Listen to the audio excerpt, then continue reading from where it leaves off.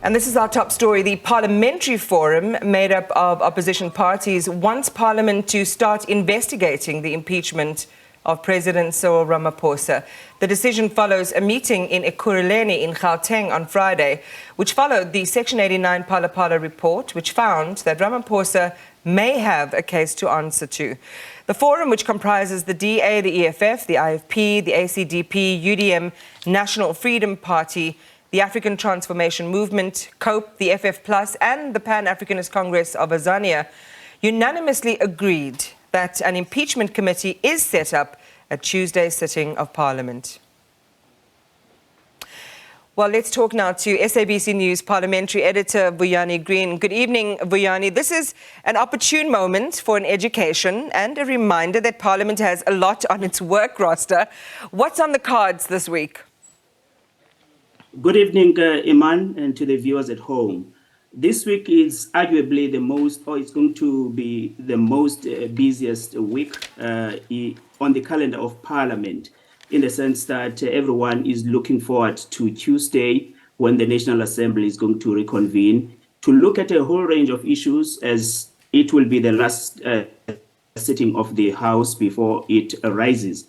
But what many people are looking forward to is the report on Section 89 panel, which assess whether sufficient evidence exists for Parliament to kickstart impeachment proceedings against President Cyril Ramaphosa. That sitting is going to start at 10 o'clock in the morning. That tells you that it's going to be a long haul. And Vuyani, we know that you're going to have an enviable seat, hopefully, somewhere in the precincts or inside Parliament to be able to bring us all of these developments firsthand. And just in terms of closing off the year, just take us through some of the procedure with regard to what's involved with that.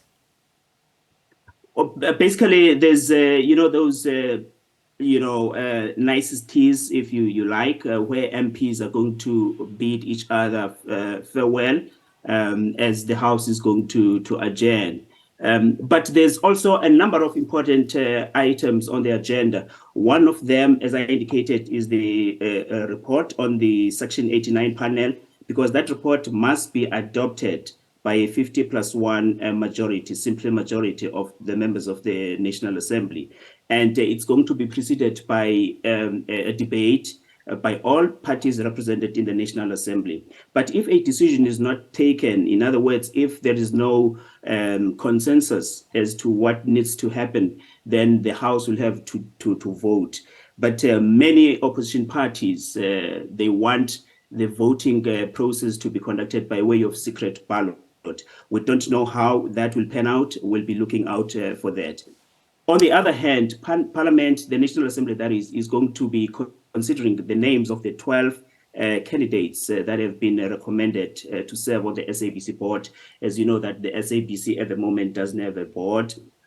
Those members have now, been cleared in terms of vetting, and then they were cleared by the committee that exercises oversight on the SABC. They must be endorsed by the National Assembly, and if endorsed by the National Assembly, they will be referred to the President as the appointing authority to appoint them.